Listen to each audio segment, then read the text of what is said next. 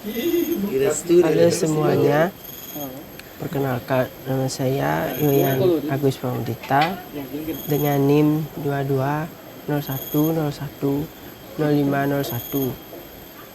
Di sini saya akan menjelaskan 5 implementasi filsafat dalam Pancasila. Sebelum itu kita perlu tahu filsafat adalah suatu pemikiran atau kajian kritis terhadap kepercayaan dan sikap yang sudah dijunjung tinggi kebenarannya melalui pencarian dan analisis konsep dasar mengenai bidang kegiatan pemikiran seperti prinsip, keyakinan, konsep, dan sikap umum dari suatu individu atau kelompok untuk menciptakan kebijaksanaan dan pertimbangan yang lebih baik. Istilah filsafat dalam Pancasila adalah sebuah konsep pemikiran filosofis yang berfokus pada nilai-nilai dasar yang menjadi landasan panduan kehidupan berbangsa dan negara di Indonesia. Filsafat Pancasila menggabungkan aspek-aspek filosofis dengan nilai-nilai kearifan lokal dan prinsip-prinsip demokrasi yang diakui secara universal. Sementara itu, pada hakikatnya Pancasila memiliki nilai sistem yang didapat dari pengertian nilai-nilai dasar luhur kebudayaan bangsa Indonesia. Dari unsur-unsur kebudayaan tersebut berakar dan mengalir sehingga membuat secara keseluruhan menjadi terpadu kebudayaan bangsa Indonesia. Melalui penjelasan tersebut bisa disimpulkan Pancasila sebagai produk filsafat yang digunakan suatu pandangan hidup. Setelah kita membahas apa itu filsafat dalam Pancasila, sekarang saya akan menceritakan atau mempresentasikan implementasi makna dari 5 istilah filsafat, yaitu yang pertama ada filsafat informal, kedua filsafat formal, ketiga filsafat komprehensif, yang keempat ada filsafat analisis linguistik, dan yang terakhir ada filsafat aktual fundamental. Yang pertama ada filsafat informal. Secara informal, filsafat dapat berarti sekumpulan sikap dan kepercayaan terhadap kehidupan dan alam yang biasanya diterima begitu saja tanpa pertanyaan lagi atau digmatik. Contoh implementasi informal dalam kehidupan sehari-hari adalah kebebasan berbicara dapat digunakan untuk menyampaikan opini dan ide terkait filsafat baik dalam bentuk berbicara, tulisan, dan diskusi. Dalam diskusi, seseorang dapat menyampaikan ide-ide mereka tentang suatu topik tertentu dan mendiskusikan pandangan tersebut dengan orang lain untuk mencapai pemahaman yang lebih baik itu. Selain itu, kebebasan berbicara juga dapat digunakan untuk mengekspresikan pandangan dan ide-ide tentang isu-isu sosial dan politik, serta untuk memperjuangkan hak-hak dan kepentingan masyarakat. Dalam konteks pendidikan, kebebasan juga dapat digunakan untuk memperluas wawasan dan pengetahuan siswa tentang filsafat, serta untuk memperkuat kemampuan mereka berpikir kritis dan logis. Dalam kehidupan sehari-hari, kebebasan berbicara dapat membantu seseorang untuk memperjuangkan hak-hak mereka serta untuk memperluas wawasan dan pengetahuan tentang berbagai topik termasuk filsafat. Yang kedua ada filsafat formal.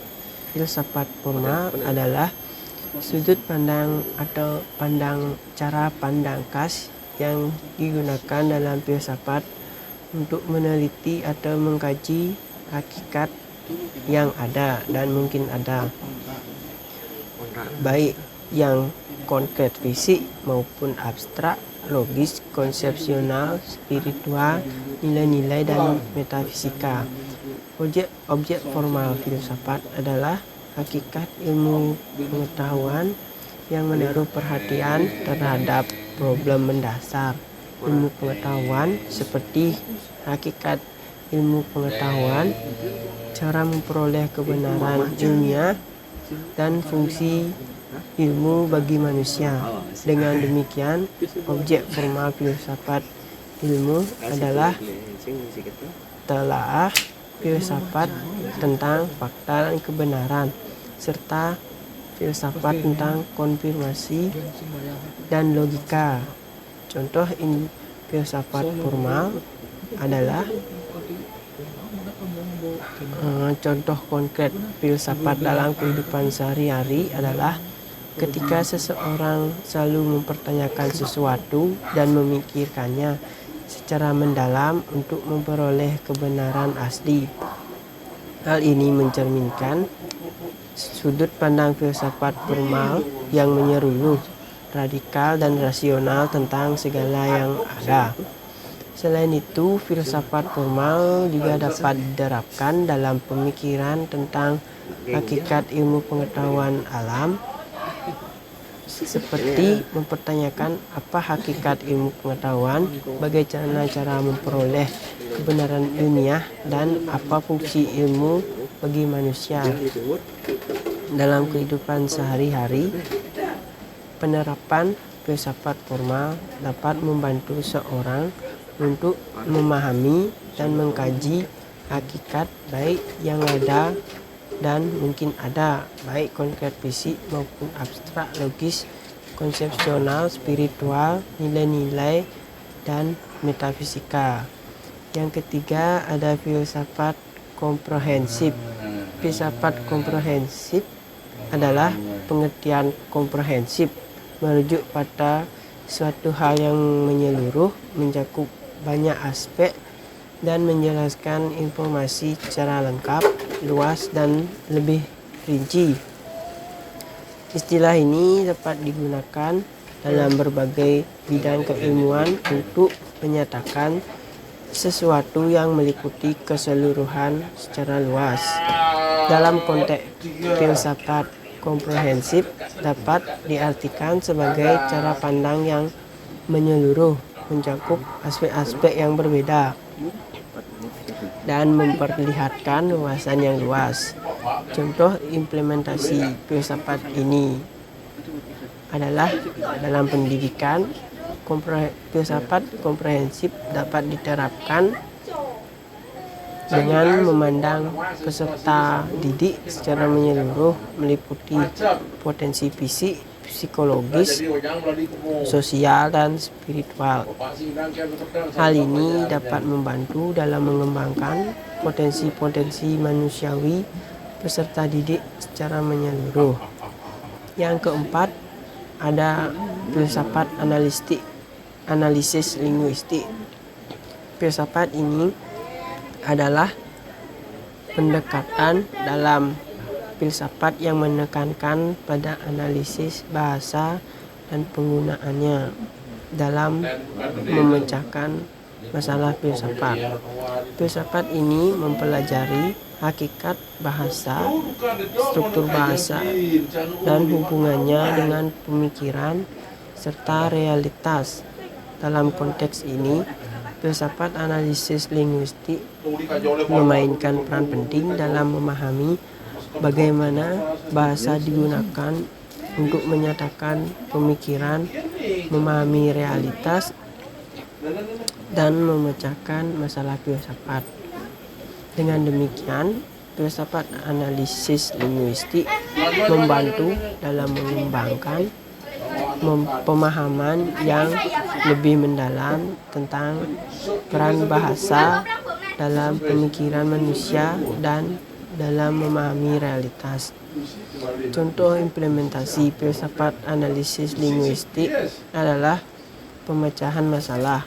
Filsafat analisis linguistik dapat membantu memecahkan masalah sehari-hari dengan menganalisis bahasa yang digunakan dalam merumuskan masalah dan mencari solusinya. Hal ini dapat membantu seseorang untuk memahami bagaimana bahasa digunakan dalam merumuskan dan mencari solusinya. Dan yang terakhir ada filsafat aktual fundamental. Filsafat aktual fundamental adalah pandangan yang menekankan pada pemahaman yang mendalam terhadap realitas dan permasalahan aktual yang dihadapi manusia. Filsafat ini mencari jawaban atas problematika yang langsung mempengaruhi kehidupan manusia dan mencari solusi yang fundamental. Dengan demikian, filsafat aktual fundamental berfokus pada pemahaman yang komprehensif terhadap realitas dan permasalahan aktual yang dihadapi manusia, serta upaya untuk menemukan solusi yang mendasar dan fundamental. Contoh implementasi filsafat aktual fundamental adalah misalnya filsafat aktual fundamental dapat diimplementasikan dalam pendidikan dengan menekankan pada pemahaman yang mendalam terhadap realitas dan permasalahan aktual yang dihadapi manusia. Hal ini dapat membantu dan mengembangkan kurikulum yang relevan dengan kebutuhan dan tantangan zaman. Baik, segitu saja yang dapat saya sampaikan. Jika ada salah kata, saya minta maaf. Sekian dari saya, terima kasih.